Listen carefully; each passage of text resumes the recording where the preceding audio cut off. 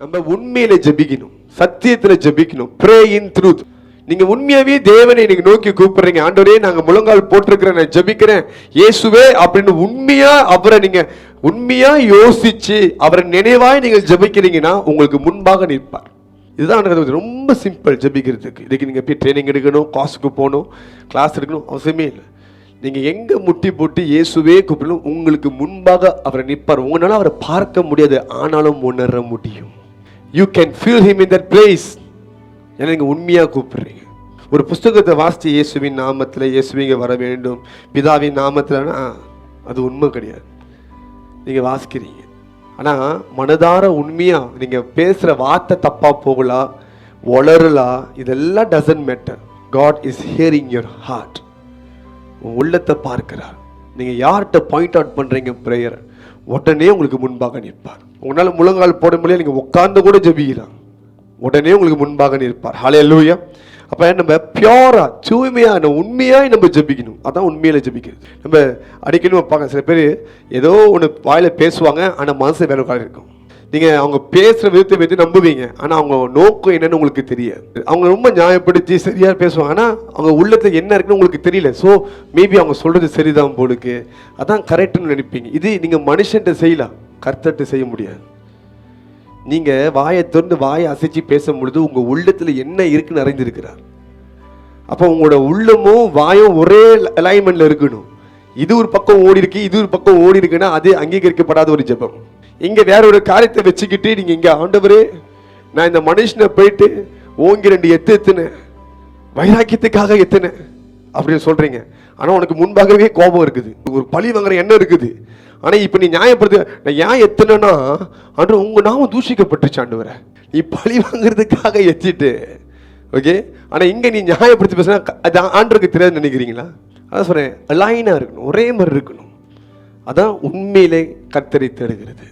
சில பேர் நான் கேட்பேன், நீங்க ஜெபம் பண்ணல அப்படி எப்படி உனக்கு அட்டாக் வந்துச்சு? இல்ல பாஸ்டர் நான் ஜெபம் பண்ண பாஸ்டர் 3 வேளை. நீ உண்மையா ஜெபம் பண்ணியான்னு நான் கேட்கிறேன். நீ உண்மையா ஜெபிச்சதுன்னா உன் பிரச்சனைக்கு எப்பயும் தீர்வு வந்திருக்கணுமே.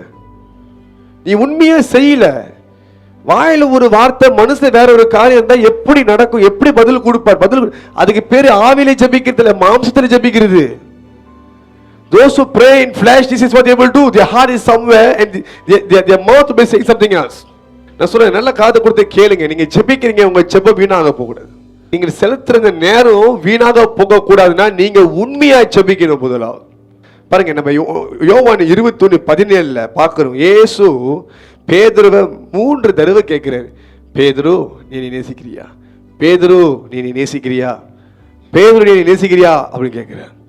அவன் 3வது ட்ரிப் இயேசு அவரை கேட்கறது பார்த்துட்டு அவனுக்கு என்ன சொன்னா, ஆண்டவரே உங்களுக்கு தான் எல்லாமே தெரியுமே, உங்கள்கிட்ட என்னத்தை நான் மறைக்க முடியும்? நடக்க போறதும் தெரியும், நடந்துட்டு இருக்கிறதும் உங்களுக்கு தெரியுமே. அவன் அனுபவிச்சு சொல்றான், 3 வருஷம் உங்க கூட டிராவல் பண்ணிருக்கிறேன், எத்தனையோ பேர் யோசிக்கிறத அப்படியே சொல்லியிருக்கிறீங்க. நான் உங்களுக்கு 3 தடவை மறுதளிக்க போறது நீங்க அப்படியே சொல்லிட்டீங்க. நான் என்ன யோசிச்சாலும் அது வெளிப்படையா பேசுற தேவன் நீங்க, உங்களுக்கு தான் எல்லாமே தெரியுமே, நான் மெய்யாவே உங்களை நேசிக்கிறேன்றான். அவன் பொய் சொல்ல தெரியுமா? உண்மையாவே அவன் இயேசுவை நேசிக்கிறான். இயேசுவை நேசிக்கிறத சொல்றான், இயேசுவே நான் உங்க கூட உயிரை கொடுப்பேன்றான். நான் மறித்து போவேன், நீ ஒரு காரியத்தை புரிஞ்சு something I want to explain to you right now. பேதுரு கெட்டவன் இல்ல, நல்லவன். அவன் இயேசு ரொம்ப நேசிச்சான், இயேசு கூடவே வாழணும்னு ஆசைப்பட, இயேசு கூடவே சாவணும்னு நினைச்சான். ஆனா மாம்சத்துல நேசிச்சான். அவன் மாம்சம் சொல்லுது இல்ல, இந்த இயேசுக்காக நான் உயிரை கொடுக்கணும், இயேசுக்காக செய்யணும் அப்படின்ட்டு. ஆனா அவனால முடியல, மாம்சம் தோற்று போயிடும். ஆனா பெந்தெகோஸ்துனால பரிசுத்த ஆவி இறங்கினார். எந்த பேதுரு முதல்ல மறுதலிச்சாலும் இப்ப சாக துணிஞ்சிட்டான். அதான் மாம்சத்துல ஜெபிக்கிறதுக்கும் ஆவியில ஜெபிக்கிறதுக்கும், மாம்சத்துல கிறிஸ்துவனா வாழ்றதுக்கும் ஆவியில கிறிஸ்துவ நிறைய வித்தியாசம் இருக்கு. In flesh you can desire to do something for God, but you will not accomplish that. But only through spirit, whatever you desire according to his will, you can accomplish it. மாம்சத்துல நீங்க விருப்பப்படுவீங்க, ஆசைப்படுவீங்க, இதை நான் செய்யணும்னு நினைப்பீங்க, ஆனா செஞ்சு முடிக்க முடியாது, ஏன்னா பலன் இல்லை. ஆனா ஆவியை நிரம்பி நீங்க அது மேல ஒரு ஆசை ஒரு வாஞ்ச வச்சுன்னா அது பரிசுத்தாவினால் உண்டாகிற காரியம், அதை நிறைவேற்ற முடியும். அவன் சொல்றான் பாருங்க, உங்களுக்கு எல்லாமே தெரியுமே ஆண்டவரே, உங்களுக்கு எல்லாமே தெரியும். நான் என்ன சொல்றேன், நான் பொய் சொன்னி 3 வாட்டி இப்படி கேட்கறது என்னை நம்பாதது போல இருக்குது, ஆனா கண்டிப்பா உங்களுக்கு தெரியுமே, என் உள்ளத்துல என்ன இருக்கு உங்களுக்கு நல்லாவே தெரியுமே. நீங்க கேட்கறதுக்கு முன்பாகவே நீங்க அறிஞ்சிருக்கிறீங்களே. முதலாவது இது ஏன் இவ்வளவு அழுத்தி சொல்ல தெரியுமா? நீங்க யாருக்கிட்ட ஜெபிக்கிறீங்களோ அவர் என்னார், அவர் எப்படிப்பட்ட உங்களுக்கு தெரிஞ்சே ஆகணும். அவர்கிட்ட நீ பொய் சொல்ல முடியாது. நான் நல்லவேன்னு சொல்லி உடனே காமிக்க முடியாது. நீ எப்படியாப்பட்ட மகாபரிய பாவின்னு அவர் அறிந்திருக்கிறார். உன்னை நீ நியாயப்படுத்த முடியாது, நீ நீதிமான நிற்கவும் முடியாது. ஒன்னே நீ ஒன்னே தான் வெளிப்படுத்தணும். You must reveal yourself as just who you are in this world. இந்த உலகத்துல நீ என்னவா இருக்கிறியோ அப்படியே போய் நில்லு. நீ என்ன மாதிரி வஸ்திரத்தை நீ மேல போட்டு ஆடையை போட்டு நின்றாலும் நீ யாருன்னு அவர் அறிந்திருக்கிறார். அதனால தான் உன் ஜெபம் கேட்கப்படாம போகுது. He is looking for someone who will pray to him honestly. நேர்மையா ஜெபிக்கிறவன், அதான் உண்மையா ஜெபிக்கிறது அர்த்தம். ஜெபிக்கும் பொழுது அவர் சகலத்தையும் அறிந்திருக்கிறார். நான் என்ன செஞ்சேன், இப்ப கொஞ்ச நேரத்துக்கு முன்னாடி என்ன பேசினேன், யாரை திட்டினேன், என்ன எல்லாமே அவர் அறிந்திருக்கிறார். நான் யார் மேல கடுப்பா இருக்கிறேன், யார் மேல எரிச்சலா இருக்கிறேன், யாரை நான் பழிவாங்க, இதெல்லாமே அவர் அறிந்திருக்கிறார். இது எல்லாத்தையும் அறிந்தவர்கிட்ட தான் நான் போய் பேசிட்டு இருக்கிறேன். இது நீ நல்லா தெரிஞ்சுட்டு ஜெபம் பண்ண போங்க. He is not a human that you can deceive. He is God. அவர் மனுஷன் இல்ல நீ ஏமாத்துறதுக்கு, அவர் தேவன். அதனால சொல்ற நீ வெளிப்படையா போய் நில்லு, உண்மையா போய் நில்லு. என்ன மாதிரி பலவீனமா இருந்தாலும் எப்படிப்பட்ட பாவியா இருந்தாலும் நீ அங்க போய் நிற்கும் பொழுது கர்த்தர் உன் இருதயத்தை பார்ப்பார். பாருங்க பைபிள் எழுதப்பட்டிருக்கு மத்திய 15:8 இவர்கள் வாயினால் தொழுது கொள்ளானா இருதயமும் தூரம் இருக்குன்னு சொல்லி கடுமைக்குன்னு ஜெபிக்கிறது. ஓ ஜெப நேரம் வந்துருச்சு, ஆண்டு ஸ்தோத்திரம் ஸ்தோத்திரம் ஸ்தோத்திரம் ஸ்தோத்திரம் ஸ்தோத்திரம் ஸ்தோத்திரம் ஸ்தோத்திரம். இது ஃபுட்பால் டீம் தோத்துருமா? ஹல்லேலூயா. சோத்திரம்லேருந்தே இங்க போச்சு, இப்ப தோத்துரும்னு போயிருச்சு. கடைசியா ஃபுட்பால் டீம் தோத்துரும். அந்த சோத்திரத்தை கூட உறுப்பியா சொல்ல முடியல. வாயில நுழையாதுனா இங்கிலீஷ்ல சொல்லிட்டு போயிரு. எதுக்கு நீ சொன்னதே சொல்லிட்டு இருக்கிற? கொஞ்சம் யோசிச்சு பாருங்க இந்த காரியத்தை குறித்து. They follow the tradition. You can't bring in the tradition in the prayers. பரிசுத்த ஆவியில ஜெபிக்கிறதா நீங்க ட்ரெடிஷனை கொண்டு வர முடியாது. கேட்டா இல்ல நான் ஸ்டார்ட் அப் பண்றேன். ஆமா இது இன்ஜின் நீ ஸ்டார்ட் பண்றதுக்கு கிக் ஸ்டார்ட் பண்ணிட்டு இருக்கிறேன் பாஸ்டர், அதான் நான் ஸ்தோத்திரம் சொல்லிட்டு இருக்கிறேன். பைபிள்ல போட்டிருக்கு don't pray like the pagan. புறஜாதியை போல ஜெபம் பண்ணாத. அநேக நன்மையான வார்த்தைகள் கவிதைலாம் சொல்லி ஓ இப்படிலாம் பேசி, ஆனா நீ வாயினை திறந்து ஜெபிக்கிறதுக்கு முன்புக்கு நீ என்ன ஜெபிக்க போன அவர் அறிந்திருக்கு. இது மத்திய 6 எழுதப்பட்டிருக்குது. அதனால ஜெபிக்காம ஜெபிச்சு தான் ஆகணும். சிம்பிளா நீங்க பாருங்க, பாஸ்டர் எங்கேயாவது நீட்டை ஜெபிச்சு பார்த்துருக்கீங்களா? நீங்க எந்த இடத்துல கூப்பிட்டாலும் ரொம்ப சிம்பிளா ஜெபம் பண்ண தெரியுமா? நான் என்ன சொல்ல வந்தனோ அவர் கேட்பாரு, எனக்கு தெரியும். அவருக்கு நான் ஐஸ் பண்ணணும் பட்டர் வைக்கணும்னு அவசியமே கிடையாது. உண்மையா ஜெபிச்சா few words is more than enough. அவ்வளோ நேரம் ஆண்டவரே நீ நல்லவர், ஐயோ ஆகாயத்தை படிச்சிங்க அதை படிச்சிங்க, அது துதிக்கிற துதி பிரச்சனை இல்லை. ஆனா இதெல்லாம் சொன்னதான் நீ கத்தரை மைக்கிறதுக்கு அவர் ஏமாறுறதுக்கு மனுஷன் இல்லை. நீ உண்மையா வர்ணிச்சு நீ நல்லவர் ஆண்டு சொல்லியா தட்ஸ் டிஃபரெண்ட், அது நல்லது. ஆனா இப்படிலாம் சொல்லி அவருக்கு ஐஸ் விற்கணும்னு நினைச்சுன்னா நடக்காது. சரி many are confused. இது கூட பரவாயில்லைங்க. சில பேர் கேட்பாங்க நான் எப்படி ஜெபிக்கிறது பாஸ்டர்? நார்மலா பேசுங்கன்ட்டு. அதான் நான் பிதாட்ட ஜெபிக்கணுமா இயேசுட்ட ஜெபிக்கணுமா கேட்பான். இல்ல பிரச்சனை என்னைய கொலை போட்டு போயிடுவாங்க. அல்லேலூயா. நான் யோசிப்பேன் 20 வருஷமா நீங்க எப்படி ஜெபிச்சீங்க? அதான் என்னை இப்பதான் கன்ஃபியூஷன் ஜெபிச்சுட்டு இருக்கிறேன். பரிசுத்த ஆவியில நிரம்பி, அப்படின்னா பரிசுத்தாவி உள்ளுக்கு இருக்கிறார். ஓகே, ஜெபிக்கிறது நீங்க.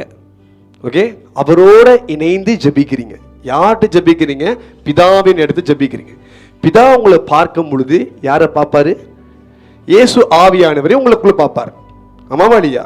பாருங்க, உங்க பிரேயர் கூட அவர் சப்போர்ட் பண்றாருங்க. ஓகே, பரிசுத்த ஆவி இயேசு ஆவி உங்களுக்குள்ள இருந்து ஜெபிக்கிறாரு. பிதாவை எதையும் பார்க்கும்போது உங்க ஆவியை பார்க்க மாட்டார், அவருடைய குமாரன் ஆவியை பார்ப்பார். உங்க ஜெபம் கேட்கப்படுறதுக்கு காரணமே இயேசு, அவர் தான் எல்லாத்தையும் செய்து முடித்திருக்காரு. ஆனா இப்ப என்னன்னா உங்க தேவையை சந்திக்கிறதுக்கு ஆவியானவர் உங்களுக்குள்ள இருந்து உங்களுக்காக ஜெபிக்கிறார். ஜெபம்லாம் பிதா இடத்துல பண்றோமா? பண்ணி முடிச்சு என்ன பண்றோம்? இயேசுவின் நாமத்தில் ஜெபிக்கிறேன். இது எல்லாமே இயேசுவின் நாமத்தை சீல் பண்றேன். அவரால் மாத்திரம் தான் எனக்கு இது கிடைக்கும். புரியுதா? உங்க பிரேயர்ல ட்ரினிட்டி இருக்குது. ரொம்ப சிம்பிள். அப்ப நம்ம யார்கிட்ட ஜெபிக்கிறோம்? பிதாட ஜெபிக்கிறோம். இப்ப இப்படி புரிஞ்சுக்கலாம்னா, நீங்க பிதாட ஜெபிக்கிறீங்கன்னா பிதாக்குள்ள தான் பிதாவும் இருக்கிறார், குமாரன் இருக்கிறார், பரிசுத்தாவியும் இருக்கிறார். 3 in 1. அதுவும் விட்டு நான் எப்படி ஜெபிக்கிறது பாஸ்டர்? ஒரு அம்மா சொல்றாங்க, நான் காலையில பிதாவோட ஜெபம் பண்ணுவேன், மத்தியானம் குமாரன் ஜெபம் பண்ணுவேன், ராத்திரி இவங்களெல்லாம் பார்த்து எனக்கு பைத்தியம் பிடிச்சிடும். ஏமா அப்படின்ட்டு இல்ல, முதல் முக்கியத்துவத்தை பிதாவை தான் கொடுத்தாகணும். அப்பதான் குமாரன் வந்தாரு பாருங்க, எனக்கே சொல்றாங்க, அப்பதான் குமாரன் வந்தாரு பாருங்களேன். அப்பயே பரிசுத்தாவி கடிச்சா கொடுத்தீங்கன்னு கேட்டேன். அவருக்கு கடிச்சா தானே வந்து செஞ்சாருன்றாங்க. வேதத்துல போட்டிருக்கு ஆதியிலே ஜலத்தின் மேல அசைவாடி கொண்டிருந்தாரு. அதான் சொல்ல, you don't understand what you doing. Tradition, சோத்துரும் சோத்துரும் சொல்லி தோத்துருன்றீங்க. ஜெபம் தோத்துருன்னு அர்த்தம். எல்லாத்துலேயுமே தெரியுமா, இன்னொரு கூட்டம் இருக்குது ஜெபிக்கிறதுக்கு. இது 4-5 பேரை பார்த்து வச்சிருக்கோம். பார்த்து வச்சுட்டு அவங்கள மாதிரியே ஜெபம் பண்ணும். ஏசு சுவாமி, ஏசு ராஜாவே, கச்சாவே அப்படின்னு இருக்கும். உன்னைய குழந்தையா ஆண்டு எதிர்பார்க்கிறார். ஒரு குழந்தைய போல என் மகன் என்கிட்ட பேசும் பொழுது அது சில வார்த்தை சரியா பேசாது, ஆனா என்ன சொல்ல வருதுன்னு நான் புரிஞ்சுக்க. Because I am the father. ஆமாவா இல்லையா? நீங்களும் அப்படிதான். நீங்க வளர்னாலும் பிரச்சனை இல்லை, அவர்கிட்ட பேசுங்க மனசு விட்டுன்னு நான் சொல்றேன். நீங்க கச்சாவே ராச்சாவே, நீ நல்லா தான் தமிழ் பேசுற, நல்லா தான் சாம்பார் சாப்பிட்ற, உனக்கு என்னதான் பிரச்சனை? ஏன் வாய் நாக்கில் வலியுது? ஏன் நீங்க நினைக்கிறீங்களா அப்படிலாம் பேசுறதான் ஆண்டவர் கேட்பாருன்ட்டு? இப்படிலாம் வலிச்சு பேசுனா தான் ஆண்டவர் கேட்பாரா? இல்லைங்க, அப்படி கிடையாது. நீங்க குழந்தைய போல ஆண்டுகிட்ட பேசுங்க, ஆண்டவர் கேட்பாரு. இது ஏன் நடக்குதுன்னா, நீங்க சில பேர் உங்க சர்ச்சை முன்னாள் சர்ச்சில் பார்த்துருப்பீங்க. அவங்க அப்படிலாம் ஜெபிக்கிறத பற்றி, இதுதான் மெத்தட் பொழுது, இப்படி ஜெபிச்சதான் அபிஷேகமாக இருக்கும் பொழுது நீங்கள் அப்படி செட் பண்ணிட்டீங்க மைண்ட். ரொம்ப தப்பு, அப்படி செய்யாதீங்க. நீங்களா போய் நில்லுங்க, தான் உண்மையாக போய் நிற்கிறதுன்னு அர்த்தம். நான் யாரையும் வெடிக்கல, நான் சொல்கிறேன், சரிங்களா? இதை மாற்றுங்க. முதலாவது நீங்களா இருக்கணும். யோவான் 16:13 எழுதப்பட்டிருக்குது, இயேசு பரிசுத்தர் எப்படி கூப்பிடுறாரு? சத்திய ஆவியானவர். அப்ப நீங்க சத்தியத்துல உண்மையில தான் நீங்கள் ஜெபிக்கணும். God is not looking at your performance, he is looking into your heart. நீங்க எப்படி பெர்ஃபார்ம் பண்றீங்க, எப்படி கையை தூக்குறீங்க, எப்படி நீங்க டான்ஸ் பண்றீங்க, இதெல்லாம் அவர் பார்க்கல, உள்ளதை பார்க்கிறார். அப்ப நீங்க உண்மையாய் ஜெபிக்கும் பொழுது உங்க ஜெபம் கேட்கப்படும். சத்தியத்துல நீங்கள் ஜெபிக்கணும். நீங்க லூக்கா 18:9-14 நீங்க பார்த்தீங்கன்னா 2 பேர் போய் ஜெபிக்கிறாங்க. ஒருவன் பரிசேயர், இன்னொருத்தர் ஆயக்கண்ணாக இருக்கிறான்.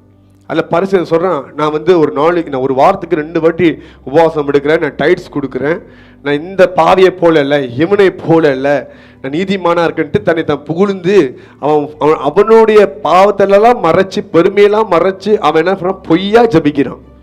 ஆனால் இங்கே இன்னொரு பாவி ஆயகன் என்ன பண்ணுறான்? ஆண்டவரே, நான் மகா பெரிய பாவி, உம்முக்கும் உம்முடைய சிங்காசனத்துக்கு விதமாக நான் பாவப்படி, அவன் நெஞ்சு அடிச்சவன் பண்ணுறான். ஆண்டவர் சொல்கிறார், இந்த மாதிரி இவங்க 2 பேர்த்துல யார் ஜெபம் கேட்கப்பட்டுச்சு? அந்த பாவி ஜெபம் தான்.